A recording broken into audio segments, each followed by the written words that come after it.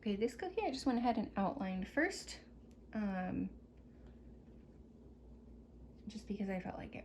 You can outline first and let the outline dry and then fill it in, or you can do it all at once.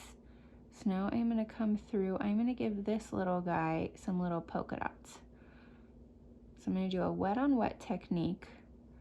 And wet on wet is where you have one frosting that you put down, and then you put more frosting, more icing immediately on top of it before it's dried at all. So anything you do like that is called wet on wet.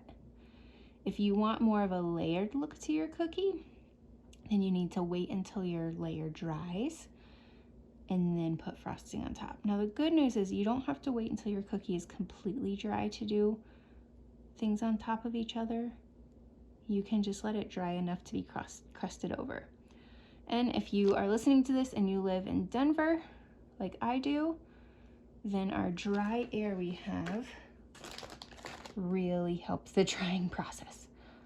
Everything dries much quicker than it does if you live in a humid state.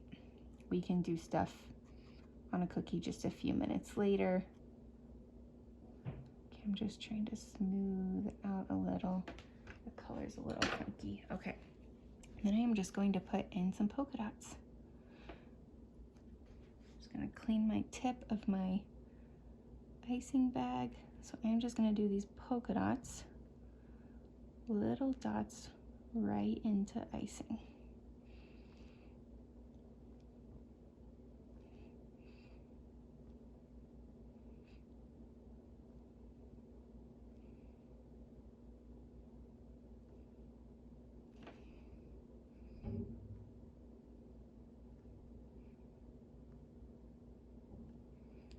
And then they just kind of sink into the other icing a little bit. This pink icing is a little bit thicker than the yellow icing, so they're not sinking in as much as if they were the same thickness.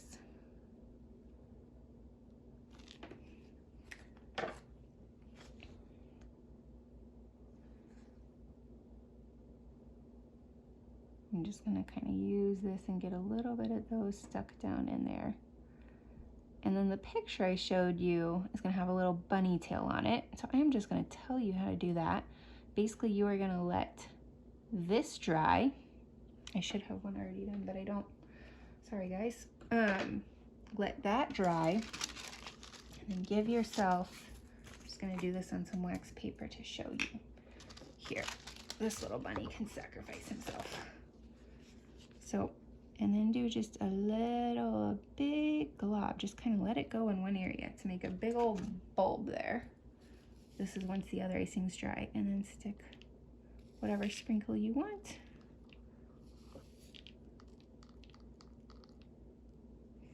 For a cute little bunny tail. Can you see that? Yeah, so that is what I would do once this one's dry.